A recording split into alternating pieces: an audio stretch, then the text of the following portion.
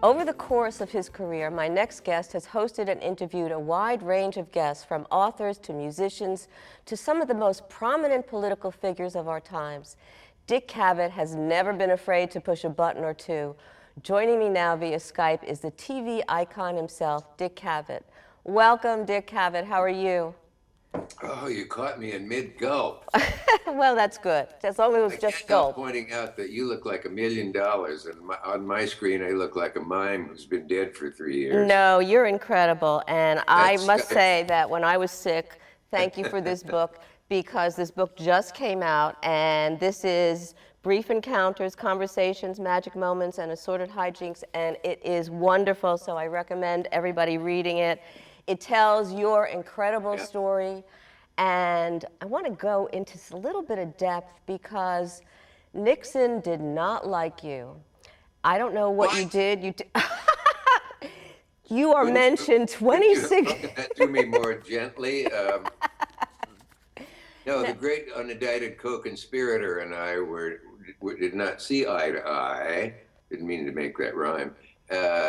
And one of the things I'm proudest of has nothing to do with my show, but the documentary a couple of months ago that was on PBS called Right. Dick Cavett's Watergate, when the guy who does my DVDs said, "You've got a ton of Watergate stuff in your old shows."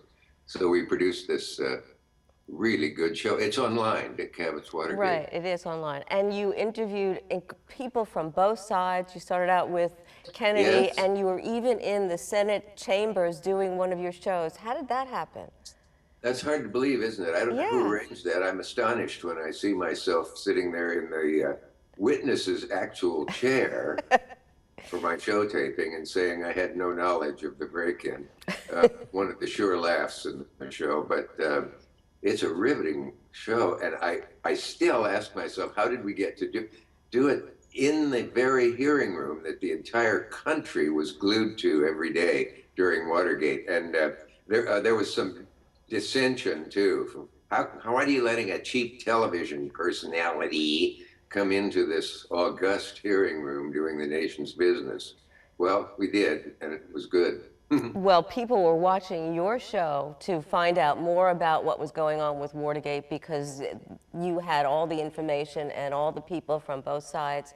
And Nixon, like I said, you're mentioned in the White House tapes with him like 26 times. So, Man, do you believe that?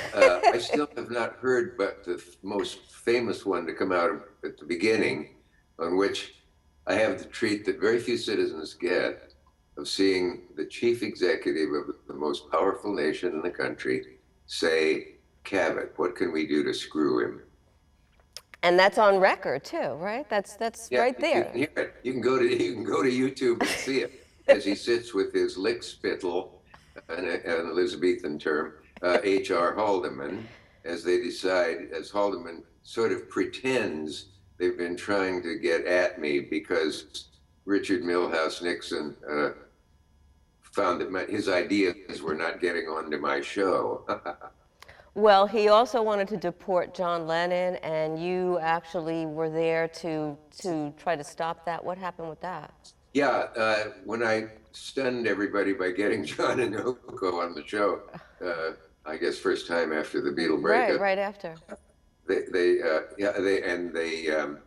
John said, "Would you come down to court with me in a couple of days? The Nixon administration is trying to boot me out of the country," and I did. And And you were wonderful. Now you had, like I said, so many incredible guests, and you were a friend of the world champion 3 times, Muhammad Ali, and you even sparred with him a little bit on, I guess, off camera, off screen. What was that like to be with him? with Ali, Yes. Ali was my best friend for a long time. He just loved me and I him, and he would brighten up when I came around, and I would when he did. One night, he even spent the night at my house on Long Island, where I am now, in fact, but hence the poor lighting. And my late wife called the house. I was outdoors, and she said, "Darling," and a voice said to her, this ain't darling. It's only 3-time heavyweight champion of the world, and I'm sleeping in your bed and I'm watching your TV. And she said, well, Mr. Ali. Wow, Like she knew who he was. I will put a plaque on that bed. That's all she never made me. Well, right now there's so much going on with social media. Do you see that as actually being a downfall or doing something good in terms of people putting out so much information about themselves? It's a pretty bewildering thing, but I certainly wouldn't trade it for all its crap and junk any more than I would trade in TV for all its crap and junk, because as in any art or any form, up at the top is the cream, and it's invaluable and wonderful. Most art is junk, but the geniuses and the good people are up there at the top, and same as in acting and everything else.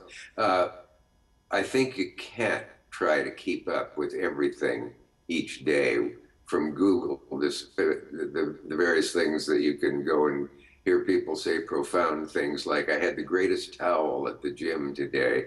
That sort of tweeted twaddle, you might call it. Yeah, I don't understand that. I can't do that.